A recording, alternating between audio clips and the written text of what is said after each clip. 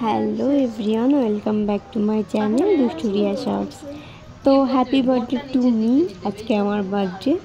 আর সত্যি কথা বলতে বার্থডের দিনে আমার সত্যি অনেকটাই মন খারাপ ছিল, কারণ আমার মা কাছে ছিল না। প্লাস আমার বরমশাই, সেও তার কাজেই ব্যস্ত ছিল, আমার কাছে ছিল না।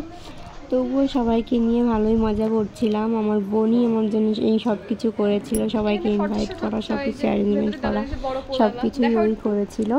তারপর যাই হোক, সবাই দেখো এখানে ছিল আমার বোনের দুটো বান্ধবী, ওরা ছিল যমজ বোন। তো ওরা দেখো আমাকে ফটোশ্যুট করে দিচ্ছিলো। বোন দুটো খুবই ভালো, আর অল্প সময়ের মধ্যে ওদের সঙ্গে আমার ভালোই বন্ধুত্ব হয়ে গেছে। আর যাই হোক, বুঝতেই পারছো বোন আমরা সবাই একই প্রায় সমবয়সী টাইপের।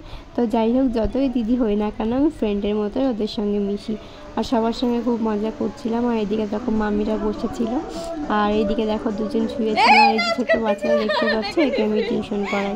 খুবই কিউট, বাট সবার সাথে কথা বলে না। আর এই দেখো এই পাশে আবার ওরা কথা বলা বলি করছিল।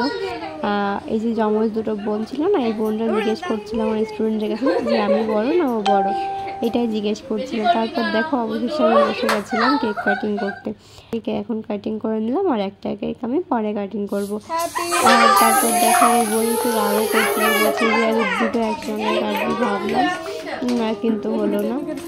মানে ও চাইছিল যে আমি দুটো একসঙ্গে কাটি, আর কিন্তু আমি ভাবলাম যে সবাই চলে যায়, তারপর সবাইকে না খেয়ে চলে যায়, ওই জন্য আমি একটা কেক আগে কাটি।